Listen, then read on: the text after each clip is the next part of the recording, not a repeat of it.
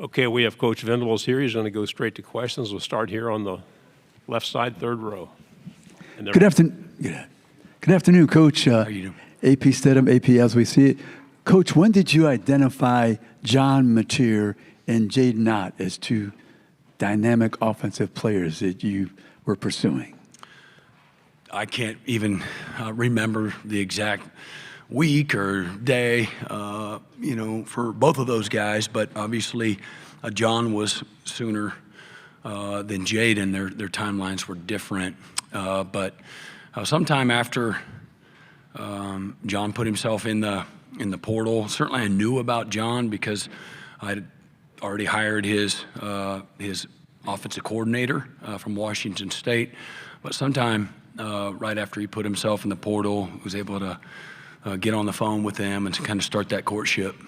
And then Jaden, I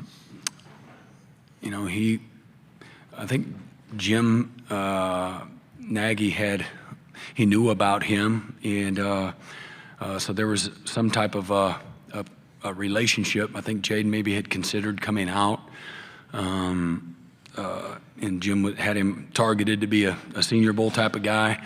And then when he put himself in the portal, we were able to instantly get a hold of him and start that courtship as well, and so that's how that happened.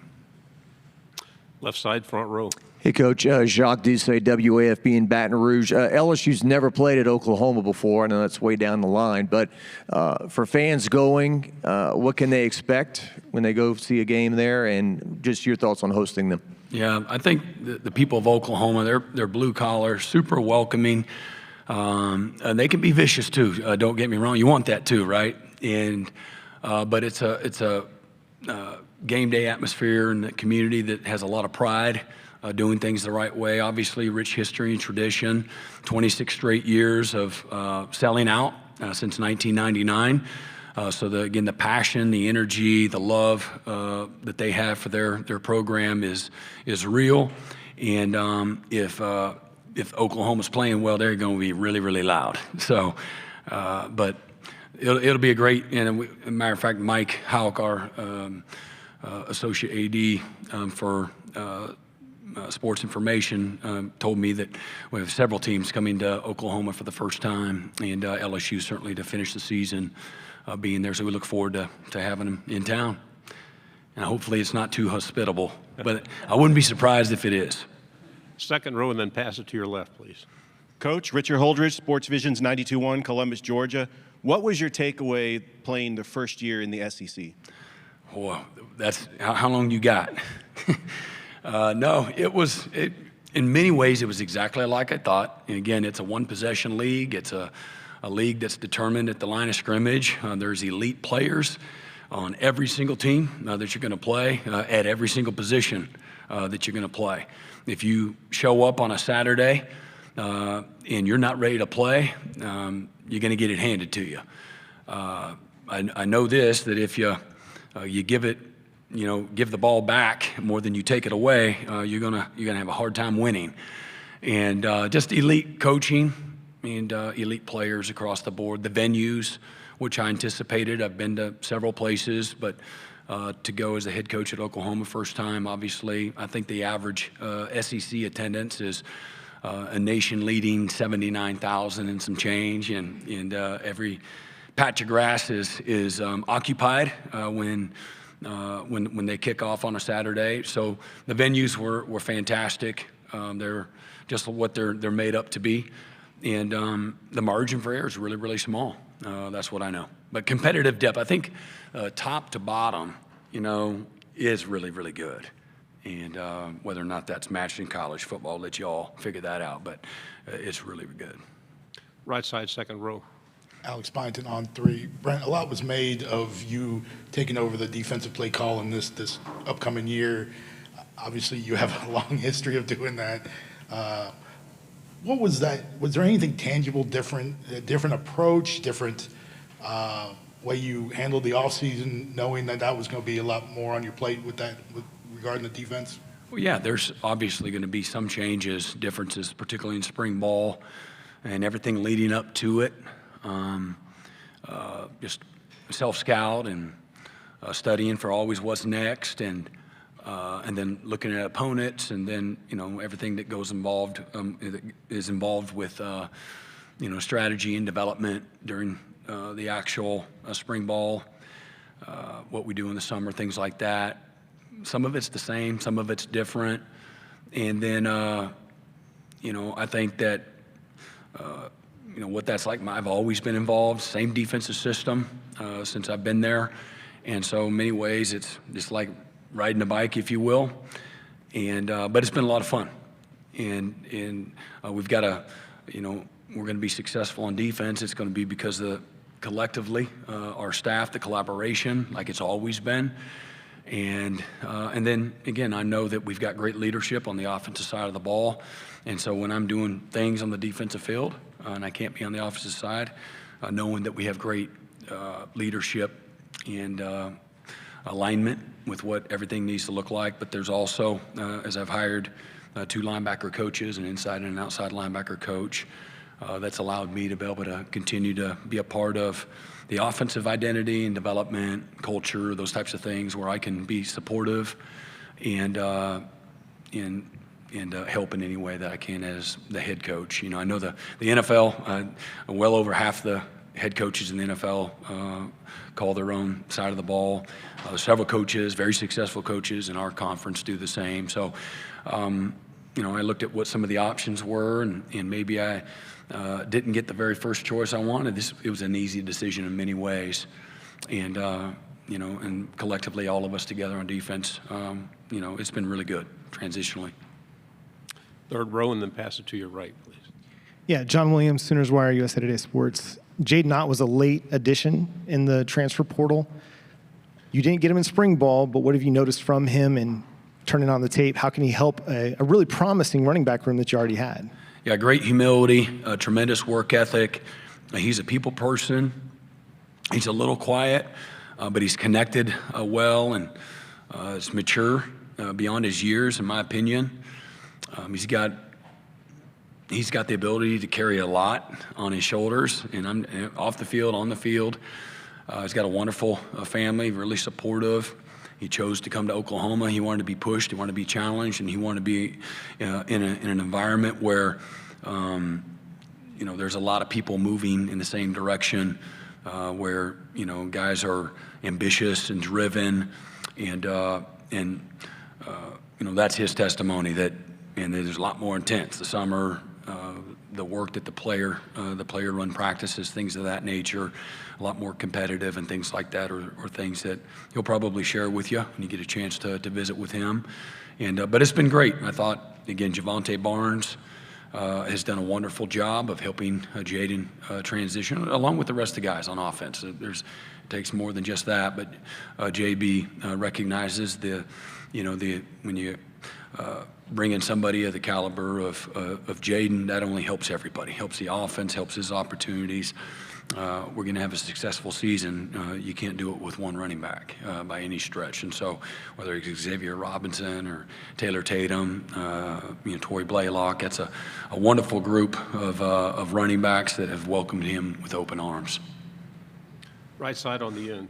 Hey, Coach. Johnny Condon, ABC 3340 Sports in Birmingham.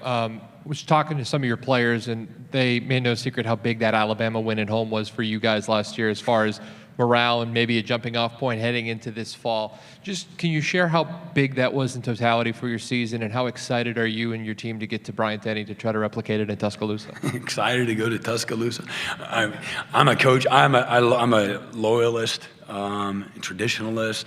So I love that part of it, but there'll be nothing loving about going to Bryant-Denny Stadium. Been there before with Oklahoma a long time ago in the early 2000s, but beautiful venue. It's going to be a tremendous challenge. Alabama fans are as good as it gets. And in regards to the timing, as I've said earlier, again, the end of the 23 season, 10-2 in the regular season, we lost all 5 starting offensive linemen, a really good top 5 offense, and 4 went to the draft and 1 went to the portal. And so we were starting over, and then next thing you know, 4 of the top 5 offensive line starters were in and out. We had 10 different starting lineups throughout the year. Certainly, it's been well documented. Our top 6 receivers missing most of the year. And so there was a lot of real struggle that happened. Confidence, morale, all of those things, continuity, sequencing, rhythm. Man, it was messy. And but we had a lot of young players that were, through that opportunity, were afforded an opportunity to play, compete, and incrementally get better. And yeah, it maybe didn't necessarily equate to a win, but maybe it was Ole Miss where, you know, we had just shy of 200 yards rushing in the first half against the #1 rush defense in college football. And but we couldn't, you know, the problem with last year's offense, once we kind of turned a small, slight corner, was we couldn't push the ball down the field and create any kind of explosive plays. Lost that game 26-14, and lost a heartbreaker against Missouri on the road, you know, just by turning the ball over, and we couldn't get out of our own way. But I think that game against Alabama, if it showed a lot of different things to me. It showed what we're capable of when we get out of our way. It showed a team that believed in you know, one another and certainly themselves and their coaches. And it showed a team that showed a lot of guts and toughness to do the really hard stuff, keep dragging yourself off the mat, claw your way back, figure it out, find a way, punch first, punch back, punch last, that type of a mentality, even when a lot of things aren't going your way. And I think that I think the pressure and adversity exposes people.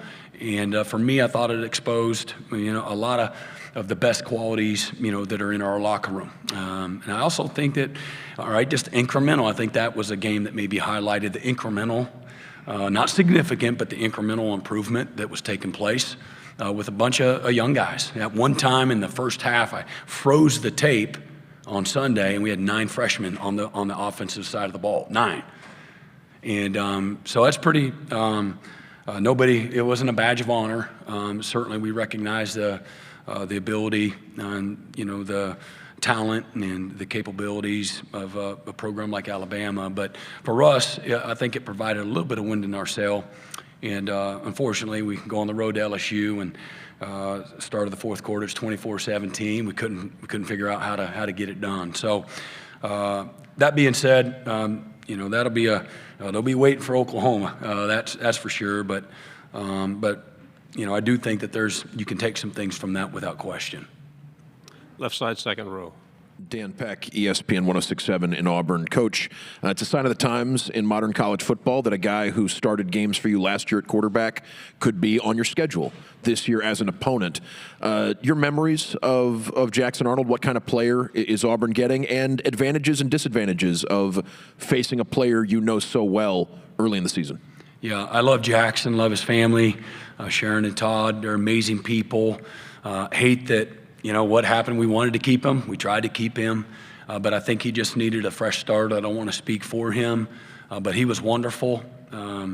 Never once was I disappointed in him.